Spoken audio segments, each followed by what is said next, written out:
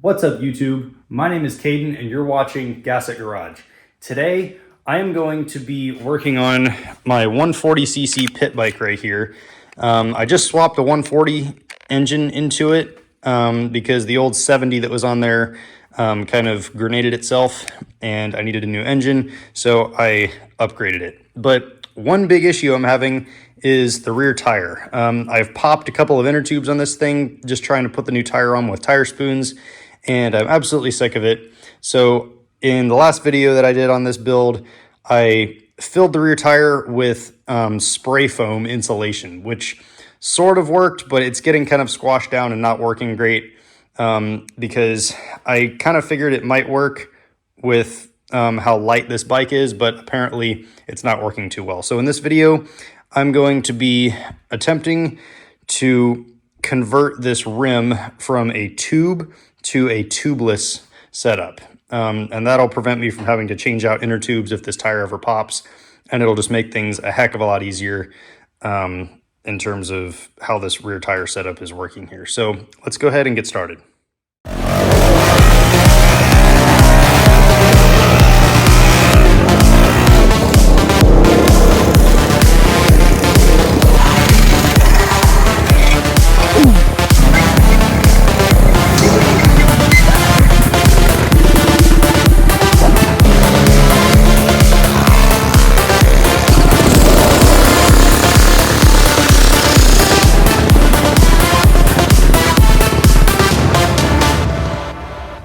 Alright guys, so I'm going to get started by taking off the chain and taking apart this rear end and then removing the tire from the rim, and then we're going to clean up all of the leftover tire slime and spray foam and just nastiness out of the inside of that tire, and then we're going to clean up the rim, and then I will go from there.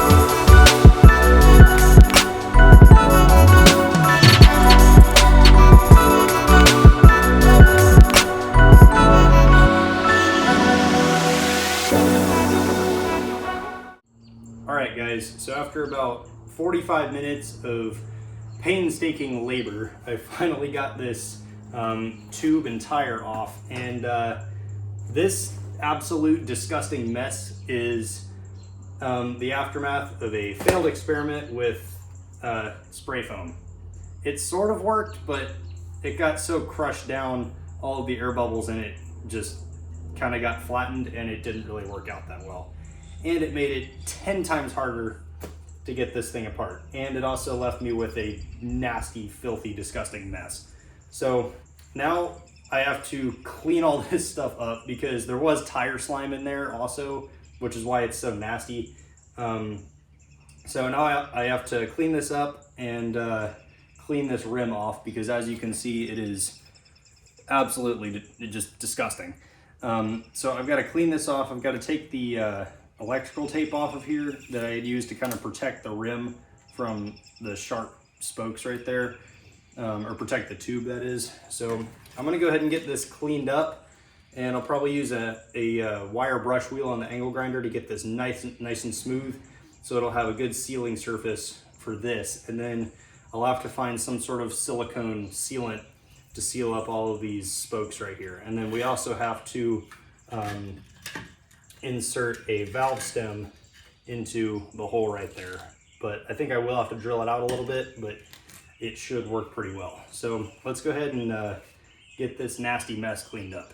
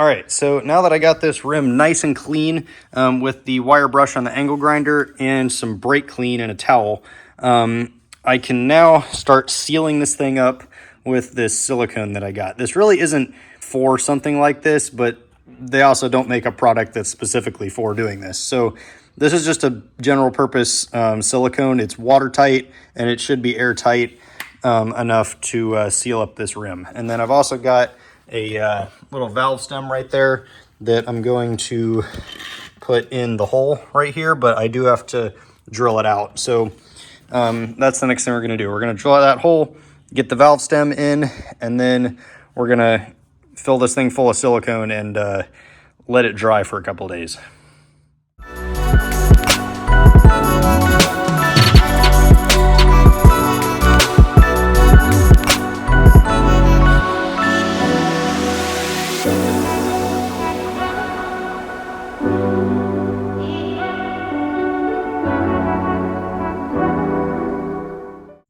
All right, guys, so it's the next day, and my voice is a little raspy because I'm kind of sick right now, but this silicone is nice and hardened.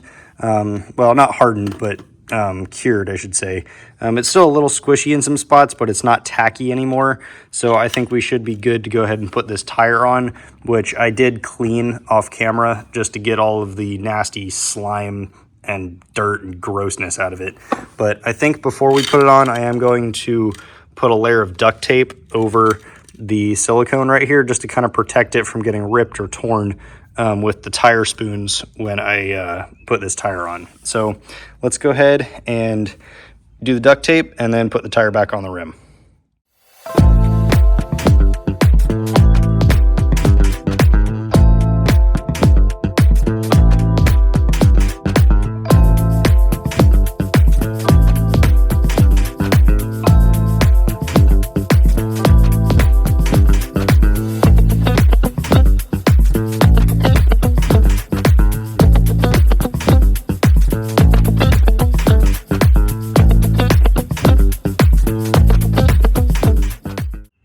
All right, so I can't really get the bead to seat right now, but I want to make some progress on this thing. So let's go ahead and get the wheel mounted back on the pit bike.